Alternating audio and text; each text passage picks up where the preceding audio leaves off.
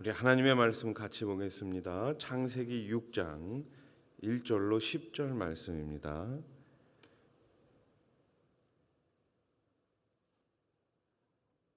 구약성경 창세기 6장 1절로 10절 말씀을 우리 한 절씩 교독하겠습니다. 사람이 땅 위에 번성하기 시작할 때에 그들에게서 딸들이 나니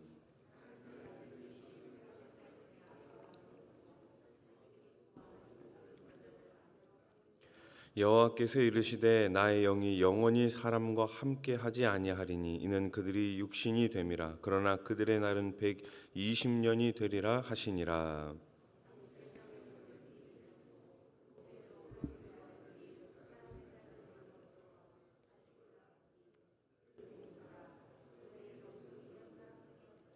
여호와께서 사람의 죄악이 세상에 가득함과 그의 마음으로 생각하는 모든 계획이 항상 악할 뿐임을 보시고 이르시되 내가 창조한 사람을 내가 지면에서 쓸어버리되 사람으로부터 가축과 기는 것과 공중의 새까지 그리하리니 이는 내가 그것들을 지었음을 한탄함이니라 하시니라. 이것이 노아의 족본이라. 노아는 의인이요 당대의 완전한 자라. 그는 하나님과 동행하였으며 세 아들을 낳았으니 셈과 함과 야벳이라. 아멘. 할렐루야. 우리 옆에 계신 분들과 인사하겠습니다. 새벽에 하나님이 도우십니다. 모든 사건에는 그 사건이 일어날 수밖에 없는 원인이 있습니다. 우리는 이것을 흔히 인과율의 법칙이다라고 말하죠. 모든 일의 원인에서 발생한 결과이며 원인이 없이는 아무것도 생기지 않는다는 뜻입니다. 여러분이 강대상이라는 결과가 있기 위해서는 어떤 원인이 필요합니까? 먼저 이 목수라는 원인이 필요합니다. 근데 목수는 그냥 이 강대상을 만들 수 있는 것이 아니라 나무라는 재료가 필요한 것이죠. 나무라는 재료, 그 원인을 가지고 강대상이라는 결과를 만들어내는 거예요. 천지창조 이후로 인류 역사에 노아의 대홍수 사건 역시 분명한 원인이 있었습니다. 노아의 홍수가 일어나게 된 그 원인이 무엇입니까? 오늘 본문은 그것을 우리들에게 분명히 가르쳐주고 있습니다. 인류가 번성하면서 하나님의 아들들이 사람의 딸들의 아름다움을 보고 아내로 삼았습니다. 2절 말씀을 다시 보세요. 하나님의 아들들이 사람의 딸들의 아름다움을 보고 자기들이 좋아하는 모든 여자를 아내로 삼는지라. 아멘. 딱 읽어보니까 뭔가 좀 문제가 생길 것 같죠. 하나님의 아들들, 사람의 딸들. 하나님의 아들들은 경건한 셋의 후손을, 또 사람의 딸들은 경건하지 못한 가인의 후손을 말하는 것이 가장 이상적인 해석입니다. 물론 여기에는 여러 가지 해석이 존재할 수 있지만 일단 우리가 가장 쉽게 접근할 수 있는 방법이 무엇입니까? 셋의 후손, 하나님을 믿고 하나님을 따르는 셋의 후손과 하나님을 믿지 않고 세상으로 나갔던 가인의 후손들, 이들이 서로 결혼을 해가지고 자녀를 낳았던 것이죠. 셋의 후손은 육신의 욕망을 채우기 위해 외모만 보고 추적하지 않고 가인의 후손의 딸들을 아내로 삼았습니다. 이는 그들의 신앙에 영향을 미쳤고 결국 세상을 사랑하며 욕망에 따라 살게 되었죠. 하나님께서 이스라엘 백성들을 구원해 내시고 가나안 땅에 살게 하셨습니다. 하나님께서는 분명히 이스라엘 백성들에게 이렇게 말씀하셨죠. 너희들이 가나안 땅에 들어가면 가나안 땅에 있는 모든 족속을 몰아내고 그들이 섬기는 이방신을 섬기지 말라, 이렇게 말씀하셨어요. 근데 이스라엘 백성들은 어떻게 했나요? 가나안 땅에 들어가서 그들이 섬기는, 가나안 족속들이 섬기는 이방신을 섬겼습니다. 이세벨을 섬겼습니다. 아세라 신을 섬겼습니다. 바알 신을 섬겼습니다. 결국 하나님의 진노를 받게 됐고 이스라엘은 멸망을 당하게 된 것이죠. 하나님은 경건한 셋의 후손들이 불경건한 가인의 후손들을 따라 타락하자 그들에게서 당신의 영을 거두기로 작정하십니다. 3절 말씀. 여호와께서 이르시되 나의 나의 영이 영원히 사람과 함께하지 아니하리니 이는 그들이 육신이 됨이라. 그러나 그들의 날은 120년이 되리라 하시니라. 아멘. 나의 영, 하나님의 영은 생명과 활력을 불어넣는 하나님의 호흡, 곧 생명을 가리키죠. 하나님은 그들의 심판을 무려 120년이나 유보시켜 주십니다. 회개할 시간을 충분히 주신 것이죠. 하나님은 죄악을 행하고도 회개하지 않는 자들에게서 생명을 거두어 가십니다. 이 말씀은 무슨 말씀이에요? 하나님께서 하나님 앞에 우리가 죄를 범했지만 잘못을 저질렀지만 회개하는 자에게는 생명을 계속해서 주시겠다라는 것입니다.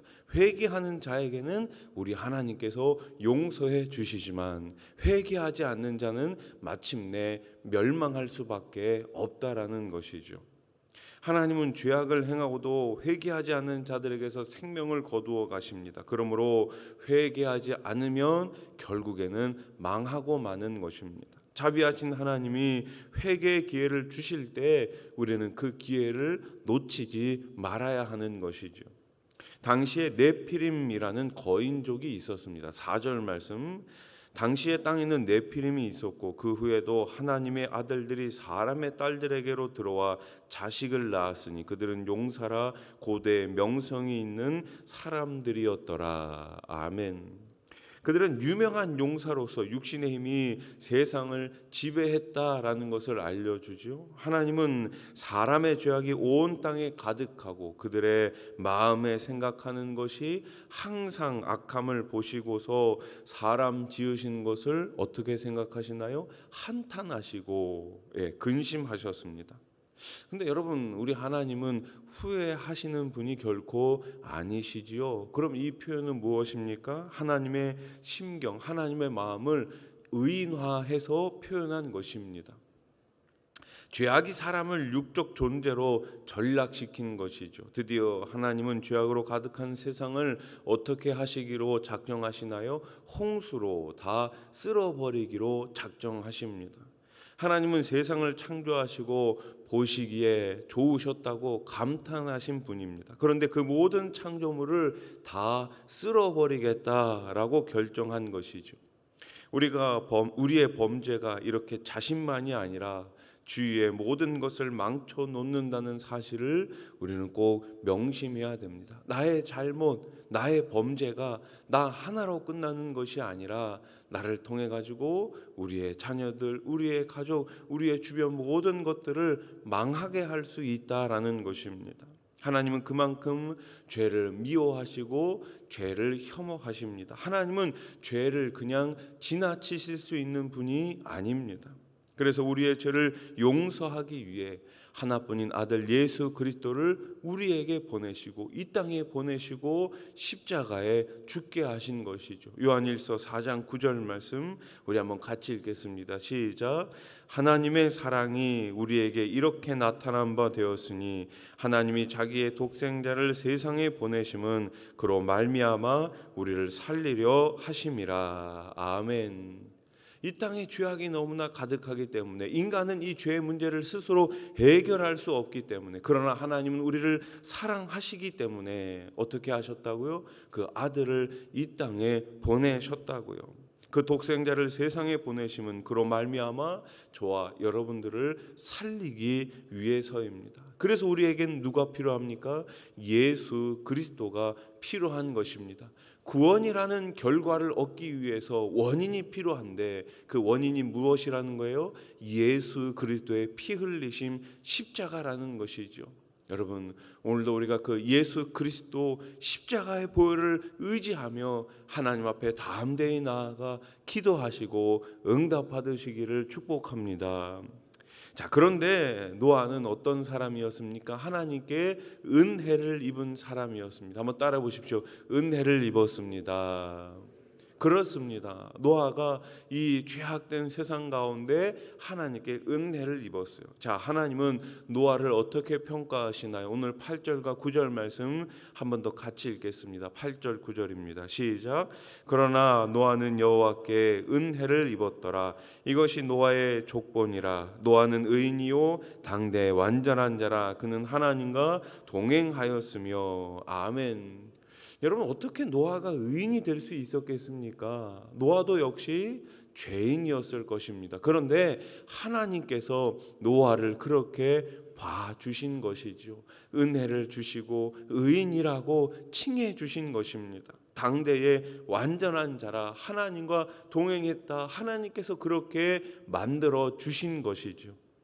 노아는 당대에 의롭고 흠이 없고 하나님과 동행하는 사람이었습니다. 극도로 부패하고 타락한 세대 가운데 하나님을 신실하게 믿고 순종하는 노아를 하나님은 구원하시기로 작정하셨습니다. 그러나 이것은 노아의 노력 때문이 아니라 전적인 하나님의 특별한 은혜였습니다.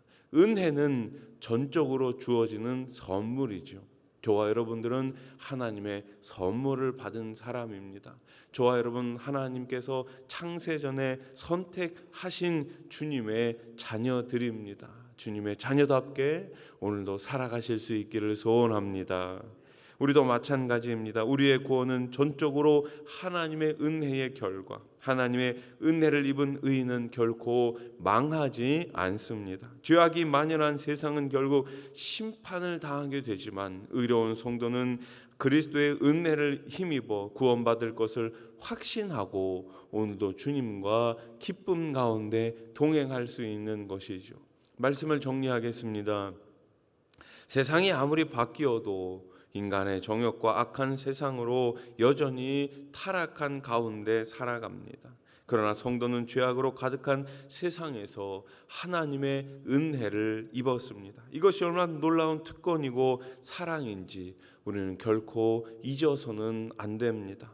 오늘도 하나님의 은혜를 입은 자로서 의를 행하고 주님과 동행하시기를 주님의 이름으로 간절히 축원합니다. 축원합니다. 기도드리겠습니다. 감사헌금 하나님 감사합니다. 주님이 암세포가 전이 되지 않아서 감사합니다. 앞으로 암이 줄어들고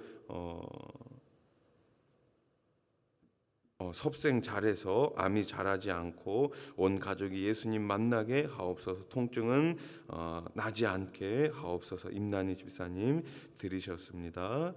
하나님 아버지 감사합니다. 죄악된 세상에서 우리를 하나님의 자녀로 선택해 주시고 불러주시고 주님의 자녀로 이 땅에서 매일매일 천국을 소망하며 살게 해 주시니 감사합니다. 하나님의 자녀로 이 땅 가운데 오늘도 당당하게 살아갈 수 있는 주의 자녀들 되게 해 주시옵소서. 뿐만 아니라 이 어두운 세상 가운데 빛의 사명을, 소금의 사명을 잘 감당해 나갈 수 있는 우리 성도님들, 우리 수원아산교회 되게 해 주시옵소서. 비가 많이 오고 있습니다. 많은 사람들이 비로 인해서 피해를 입었습니다. 하나님 아버지, 하루속히 비가 멈추게 해 주시고 피해 당하신 분들의 복구가 하루빨리 이루어지게 해 주시옵소서.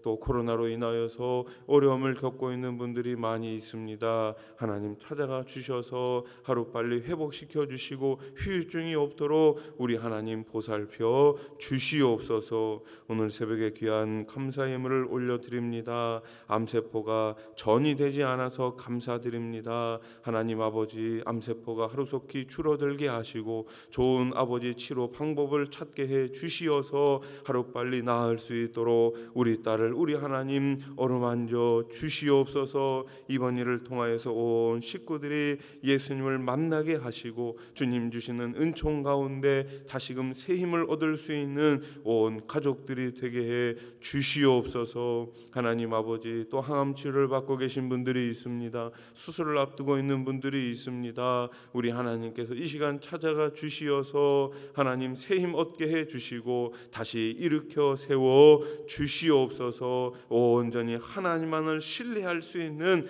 우리 모든 성도님들 되게 해 주시옵소서. 오늘도 영상으로 또 예배에 참여하고 있는 많은 분들이 있습니다. 어디에 있든지 무엇을 하든지 지켜주시고, 특별히 해외에 나가 있는 자녀들, 군대 가 있는 자녀들, 지방에 나가 있는 자녀들, 어디에 있든지 주님의 말씀 가운데 늘 승리케 해 주시옵소서. 우리 원로 목사님 오늘 미국으로 출국하십니다. 하나님 아버지, 몇 달 동안의 미국 생활 가운데 어려움 없게 하시고 또 매일매일 영육간에 강건하실 수 있도록 우리 목사님과 사모님을 지켜 주시옵소서. 예수님의 이름으로 기도드립니다. 아멘.